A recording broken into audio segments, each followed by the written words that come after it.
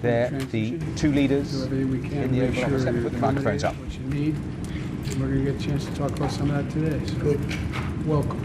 Thank you very much. And thank you very much. And politics is tough. And it's, in many cases, not a very nice world, but it is a nice world today, and I appreciate it very much. A transition that's so smooth, it'll be as smooth as it can get, and I very much appreciate that, Joe. You're welcome. Thank you all.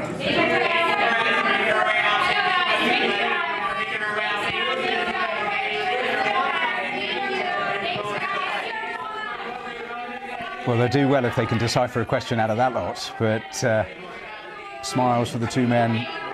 I think those initial comments, the only comments we'll get. I'll pause and see if they do respond to any of this.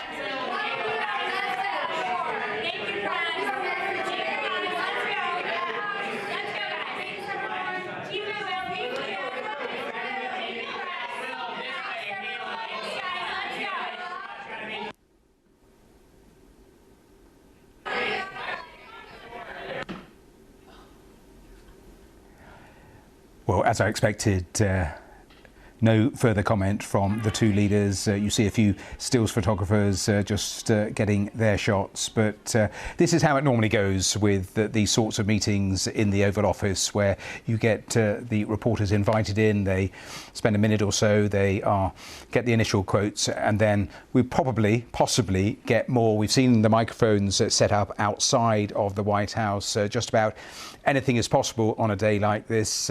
Donald Trump may come to those microphones outside of the White House. They are there ready.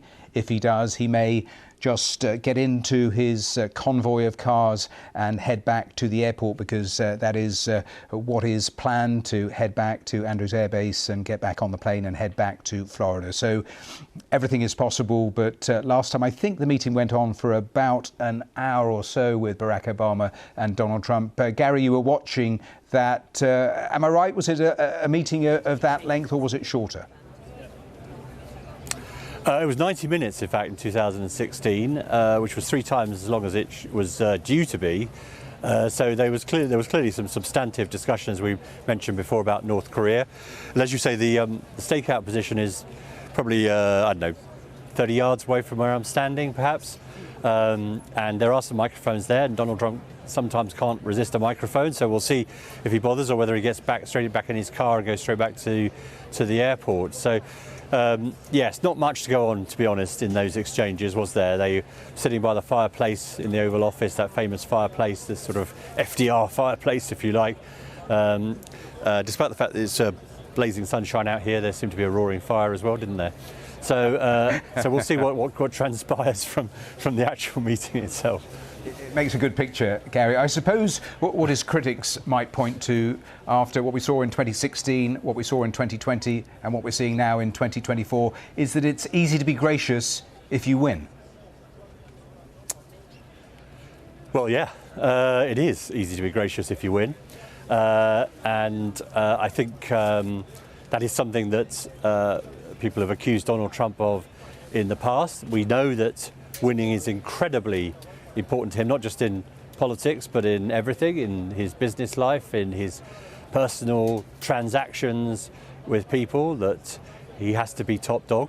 That is incredibly important to him. And so I think that's what you perhaps saw on display there today, the grace that comes through victory.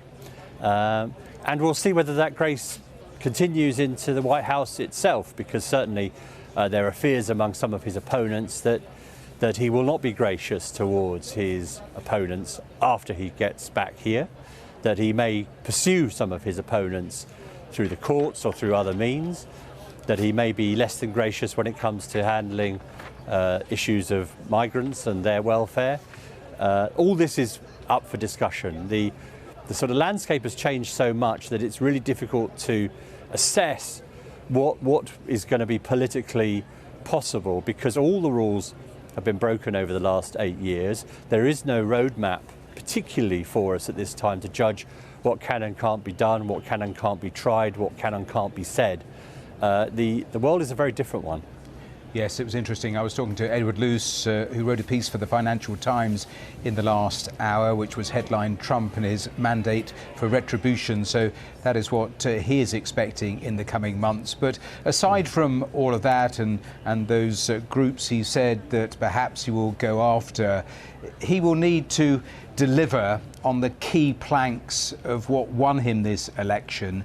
And essentially that means making ordinary Americans feel they have more dollars in their pockets. They will need to deliver on what they've said about the border, need to deliver on those key basic things that Americans are interested in.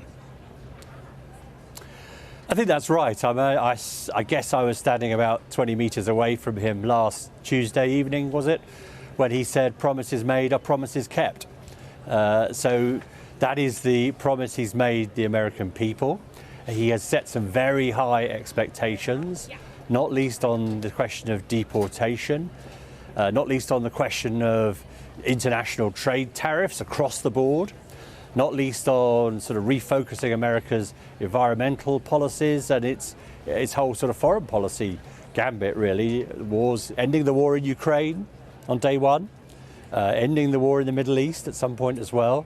All these things have been promised. So we will see what's doable and what's not doable. But the list of promises is substantive. On the question of inflation, it's interesting because, of course, inflation is right down now, just above 2%. And people clearly blamed Joe Biden and the Democrats for the period of high inflation back in 2022 when it was over 9%. In some ways, there was no way for them to combat the damage that had already been done to people's incomes, to their housing costs, to their grocery costs, to their gas costs, all these sort of things. So we'll see what Donald Trump... I mean, the one thing he's promised to do is to abolish tax on tips. So anyone who's been to America knows that the business of tipping people in the service sector, restaurants, bars, all those kinds of things is incredibly important. That's what gives people a living wage rather than their wages themselves. He's promised to take tax off that, add tax off overtime. That will all have a cost on top of another huge tax cutting bill, which of course last time led to a rising deficit.